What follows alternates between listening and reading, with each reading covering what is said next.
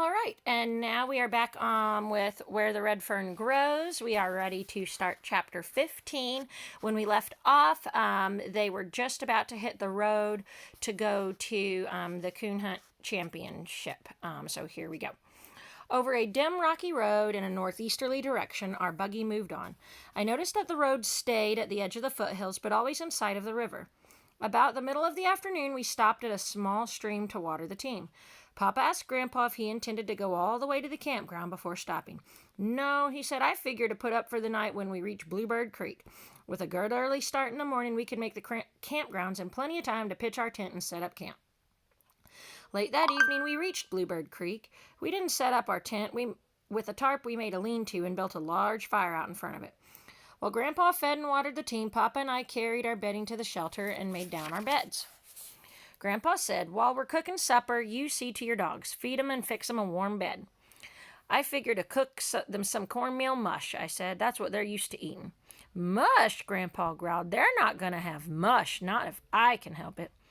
He walked over to a grocery box, mumbling as he did, Mush, a hound can't hunt on a belly full of that stuff. He came back and handed me 2 large cans of corned beef hash, saying, Here, reckon I'll eat this. I wanted to hug my old grandpa's neck. Sure, Grandpa, I said, they'll love that. Opening one of the cans, I dumped it out on a piece of bark in front of old Dan. He sniffed it and refused to eat. I laughed, for I knew why. While I was opening the other can, Grandpa came over.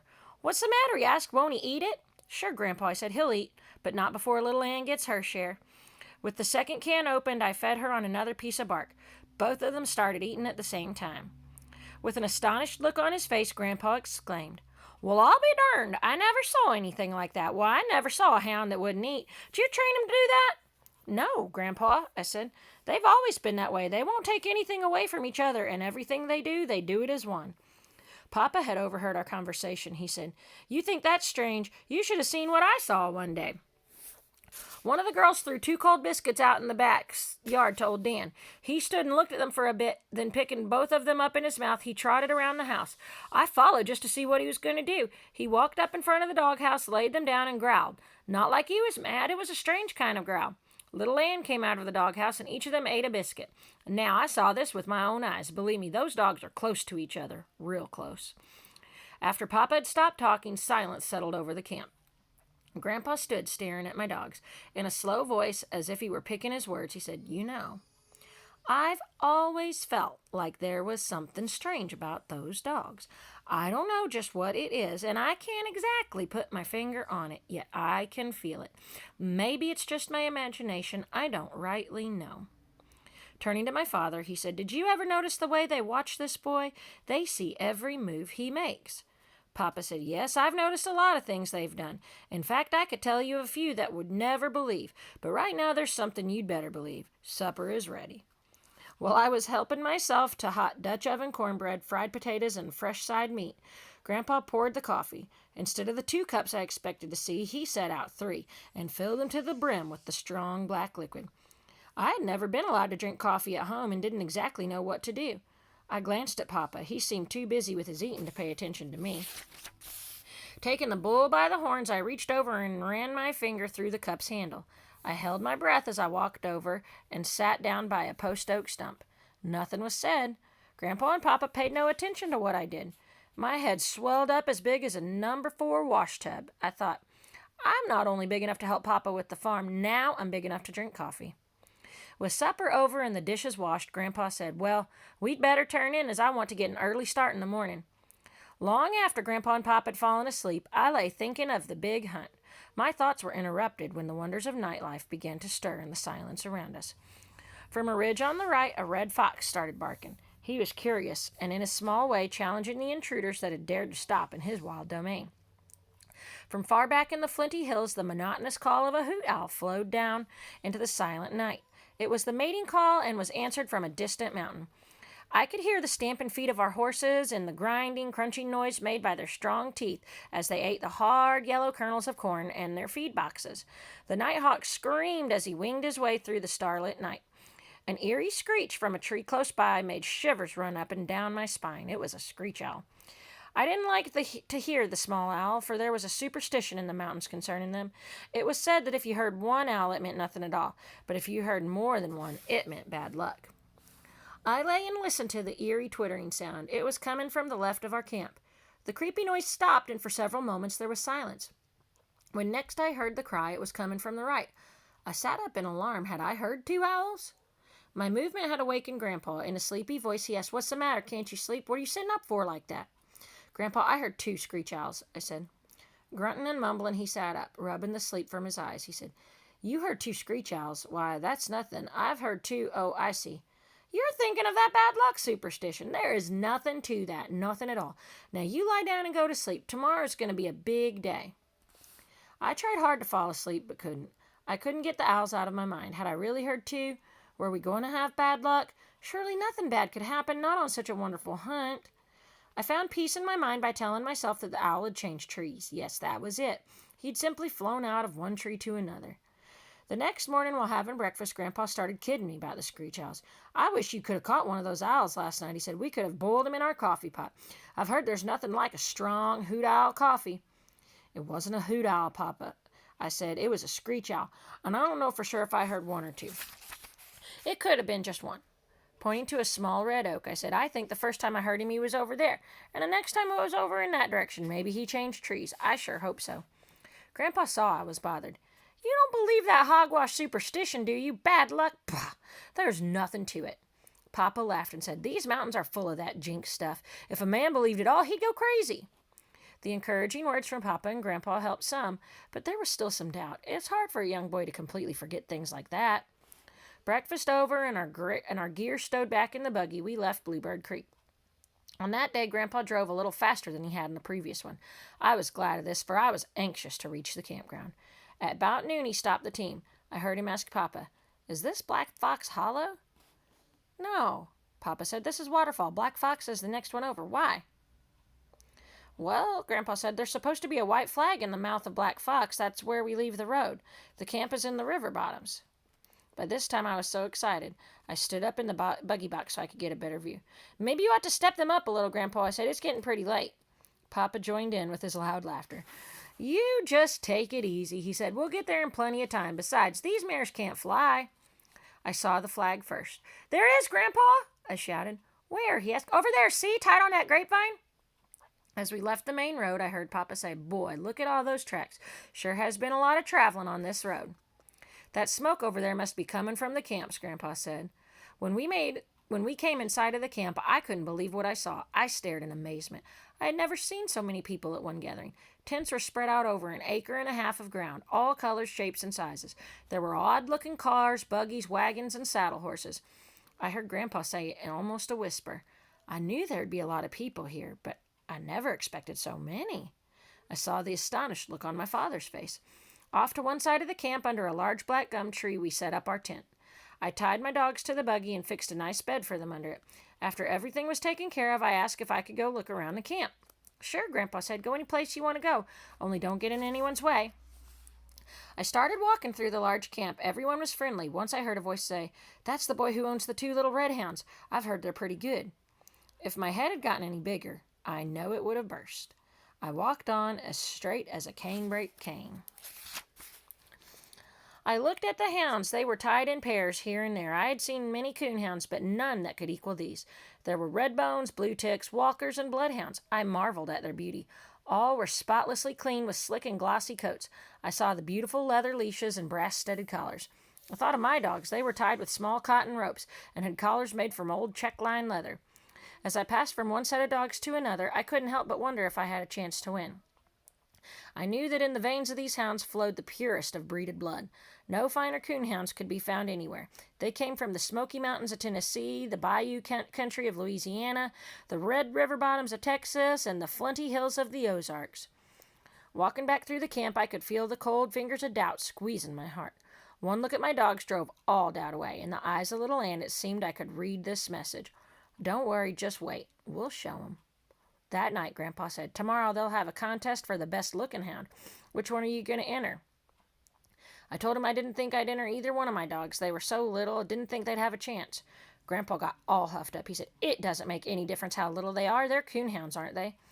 I asked him if he'd seen any of the other hounds. He said, "Yes, I've seen 'em all. Sure, they're big and good dogs, too. But it makes no difference. I don't care if your dogs are no bigger than a snuff can. They still have a chance. Now, which one are you going to enter?" I couldn't decide. I said, I'll think it over tonight, and I'll let you know tomorrow." The next morning when I stepped outside the tent, I saw men everywhere. They were combing and brushing their dogs and getting them pruned for the beauty contest. Beautiful combs and brushes were used to brush expensive oils into their glossy hair. Going over to my dogs, I stood and looked at them. I started to untie old Dan, but taking a closer look at him, I could see he could never win a beauty contest. His face and ears were a mass of old scars caused from the many fights with tough old coons and bobcats. I held his head in my hands and felt sorry for him, but loved him that much more. I looked little Ann over and couldn't see any scars. I laughed because I knew why. She was too smart to walk right up in the face of a fight. She would wait until old Dan took hold and then dart in. I untied her rope and walked her over to our tent. My father and grandfather were gone. No doubt they were over in some tent visiting old friends and making new ones. Looking around to find something I could use to groom my dog, I saw Grandpa's open suitcase. There, right on top, was the very thing I needed, his beautiful bone-handled hairbrush and his ivory comb. Picking them up, I turned them over and over in my hand. Little Ann stood looking at me. Impulsively, I reached down and raked her from shoulder to hip with the brush. She seemed to like it. I knew I shouldn't do it, but I decided to use them. Knowing I had no oils, I got some butter from our grocery box. With the homemade butter and Grandpa's hair set, I brushed her until she shone. All the time I was grooming her, she tried to lick the butter from my hands. The job completed, I stepped back and inspected her. I was surprised at the change. Her short red hair glistened and every one was in perfect place. Shaking my finger at her, I said, "If you lay down and roll, I'll wear you out." Although I knew I wouldn't. Hearing a lot of movement outside, I looked out. Men were setting their dogs on a long table which had been built in the center of the campground. Leading little Ann to it, I picked her up and sat her on the table too. I told her to act like a lady. She wagged her tail as though she understood. I untied the rope and stepped back. After the dogs were all lined up, the judging started. 4 judges walked around and around the table, looking at them from all angles. When one of them would point at a hound, he was taken down and eliminated from the contest. Dog after dog was disqualified. Little Ann was still on the table. My eyes were wide, my throat dry, and my heart thumping. One judge stopped in front of little Ann. My heart stopped, too. Reaching over, he patted her on the head. Turning to me, he asked, "Is this your dog?" I couldn't speak. I just nodded my head. He said, "She's a beautiful hound." He walked on down the line. My heart started beating again. There were 8 dogs left. Little Ann was still holding her own. Then there were 4. I was ready to cry. 2 more were taken down. Little Ann and a big Walker hound owned by a Mr. Kyle were the only ones left. The judges couldn't seem to make up their minds. Everyone started shouting, "Walk them, walk them." I didn't know what they meant. Mr. Kyle and I were told to go to one end of the table. Our dogs were placed at the other end. Mr. Kyle snapped his fingers and called to his dog. The big hound started walking toward his master. What a beautiful sight it was. He walked like a king. His body was stiff and straight, his head high in the air. His large muscles quivered and jerked under his glossy coat, but something went wrong. Just before he reached the end, he broke his stride, turned, and jumped down from the table. A low murmur ran through the crowd. It was my turn. 3 times I tried to call to little Ann. Words just wouldn't come out. My throat was too dry. The vocal cords refused to work, but I could snap my fingers. That was all I needed. She started towards me. I held my breath. There was silence all around me. As graceful as any queen, with her head high in the air, and her long red tail arched in a perfect rainbow, my little dog walked down the table. With her warm gray eyes staring straight at me, on she came. Walking up to me, she laid her head on my shoulder. As I put my arms around her, the crowd exploded. During the commotion, I felt hands slapping me on the back and heard the word "congratulations" time after time. The head judge came over and made a speech. Handing me a small silver cup, he said, "Congratulations, son. It was justly won." The tears came rolling. I gathered my dog up in my arms and walked to our tent. Grandpa followed, proudly carrying the cup. That evening, the head judge stepped up on the table. He had a small box in his hand. He shouted, "Over here, men, I have some announcements to make." We all gathered around. In a loud voice, he said, "Gentlemen, the contest will start tonight. I'm sure most of you men have been in these hunts before. For those of you that haven't, I'll explain the rules. Each night, 5 sets of dogs will be taken out to hunt. A judge will go along with each pair of hounds. Every morning, the judges will turn in that night's catch.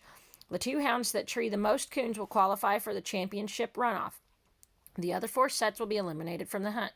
Of course, if there's a tie, both sets will qualify.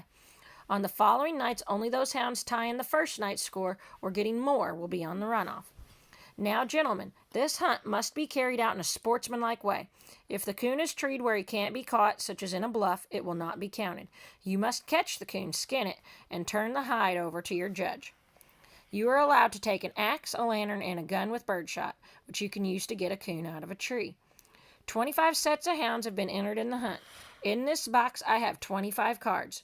Everyone in the contest will now line up for the drawing. The card you will draw will tell you what night your hounds are to hunt. Walking along in the line, I noticed the beautiful red coats, the caps, and the soft leather boots worn by the other hunters. I felt out of place in my faded blue overalls, old sheepskin coat, and scuffed and worn shoes, but to the wonderful men it made no difference. They treated me like a man and even talked to me like a man. When it came my time to draw, my hand was shaking so hard I could hardly get it in the box. Pulling the card out, I saw I had drawn the 4th night. After the hunters had left, we stood around our campfire, sipping strong black coffee and listening to the baying of the hounds. Time after time, we heard the tree bark. Once 2 hounds came close to the camp, hot on a trail. We listened to their steady bawling. All at once they stopped. After several minutes of waiting, a hunter said, "You know what? That old coon took to the river and in some way has fooled those dogs." Another one said, "Yes, sure, it sure has." A friendly hunter looked at me and asked, "Do you think he could have fooled your dogs?" Thinking his question over, I said, "Sometimes when I'm hunting, away back in the mountains or down on the river, I sing a little song I made up myself. One of the verses goes like this. You can swim the river, old Mr. Ringtail, and play your tricks out one by one. It won't do any good, old Mr. Ringtail. My little Ann knows every one." The hunters roared with laughter. Some slapped me on the back. Tired and sleepy, but with a smile on my face, I went off to bed. The next morning, 2 blue tick hounds from the Smoky Mountains of Tennessee came out in the lead with 3 big coons to their credit. The other 4 sets were eliminated. The following morning, all 5 sets of dogs were eliminated. None had even tied the blue ticks, although 2 sets had gotten 2 coons, and one of these had treed a 3rd one in a bluff. That day, while eating dinner, my grandfather asked me if my dogs had ever treed 3 coons in one night. I said, "Yes, 4 different times, but that's all." "Where do you think we should hunt on our night?" Papa asked. I told him we could get a judge or 2 to go with us in the buggy. We'd be better off to go farther downriver and get out of the range where the other dogs had hunted. He said, "That's a good idea. I'll go see the judges about it." While I was washing the dishes, Grandpa said, "I think I'll shave." I should have left the tent then, but I wasn't done with my dishwashing. With a pin, Grandpa hung a small mirror on the tent wall. After much snorting, mumbling, and screwing of his face this way and that, the job was completed. Dabbing a little water on his iron gray hair, he reached for his brush and comb. From the corner of my eye, I watched him. I had tried to clean the beautiful brush, but hadn't been able to get all the short red hair from it. With 2 fingers, Grandpa pulled some of the hair from the bristles. Holding it in front of him, he looked it over carefully. Then, bending over close to the mirror, peeking over his glasses, he inspected his head.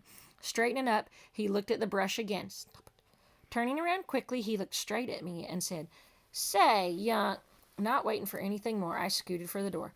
Crawling under the buggy, I lay down between my dogs. I knew he wouldn't be mad at me, but it would be best to stay away for a while. The 3rd night, the blue ticks were tied by 2 black and tan hounds from the bayou country of Louisiana. All that day, I was restless. I prowled through the camp. Every little while, I would go and see how old Dan and little Ann were. Once I took 2 weenies from our groceries. I heated them and gave them to my dogs for a treat. Old Dan swallowed his down in one gulp and looked at me as if to say, "Is that all?" Little Ann ate hers in a ladylike way. I could have sworn I saw a small grin on her face.